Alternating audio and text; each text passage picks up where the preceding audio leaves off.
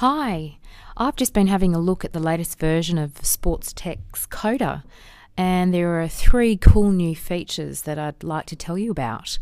So the first one that I'm going to talk about with you is the new slice tool. So the slice tool is a great new little tool that you can use for slicing event buttons into several pieces. To use this feature, you need to have the button filled with an image. So I'm just going to drag this football field image into my button. So you click on it to have it selected, and then I'm going to select the slice icon from the toolbar by clicking on it. And now when I hover it on the CODA form, you can see that it now looks like a knife. So it's ready to use. So I'm going to click on where I'd like my slice to start, and then you can see the red line which will show me where I'm going to slice my button will appear, and then by releasing the mouse I've now sliced my event button into two pieces. And if I just click on one half here, you can see that it's two separate buttons, so each one is now ready to rename how I see fit. The next new feature added into the new CODA is the counter feature. So the counter enables you to track three types of things on your event buttons. So what I'm going to do first is add a few counters to go along with these event buttons that I prepared earlier.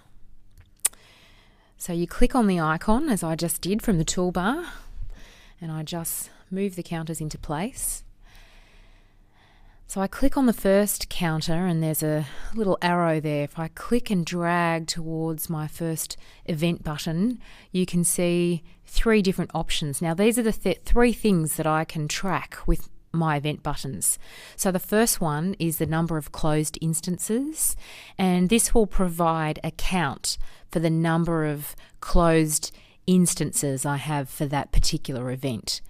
The second option I have down here is total time. So this will provide a counter that tracks the total accumulated time that that particular event button has been active. And the last option I have here is last activated time, and this will actually show me the last length of time that a particular event button was active for. So that'll reset each time I press the event button. So the first button I'm going to set up is the number of closed instances. Now the second counter I'm going to set up, click and drag, for total time, and the last counter I'm going to set up is for the last activated time. So I've got three counters linked to three separate event buttons. So now I'm just going to demonstrate these in action.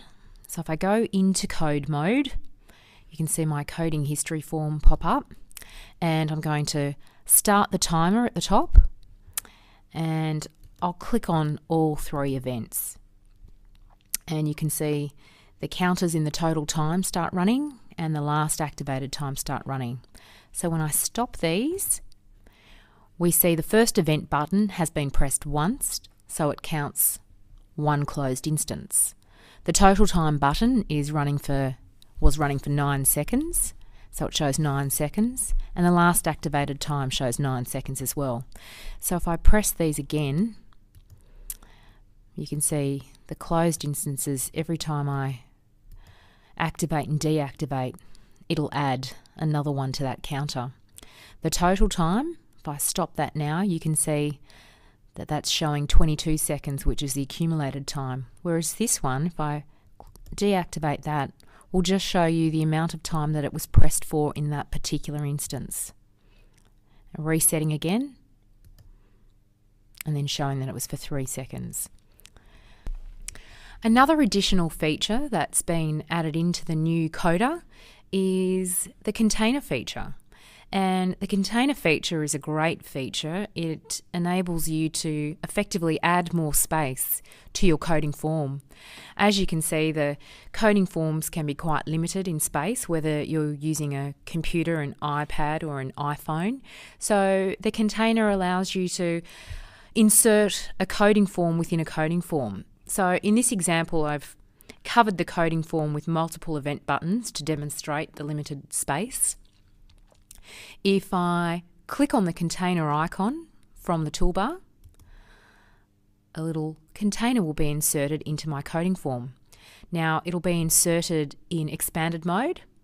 If I collapse it, it'll move across to the side of the page. I then have to just select it before I can drag it back to where I want it to stay, and now it'll stay there.